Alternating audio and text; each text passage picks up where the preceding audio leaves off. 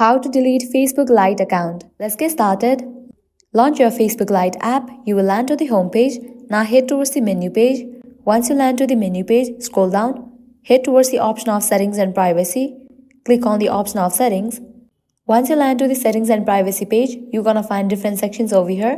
Head towards the option of account center, open it. Now you have to click on the option of personal details. Head towards the option of account ownership and control. Click on the option deactivation or deletion. Now in this page, you're gonna get two options, deactivate account and delete account. Check in for the option delete account. Click on continue. Now here you have to give a reason why do you want to delete your account and then click on continue. Go through all these, scroll all the way down, click on continue.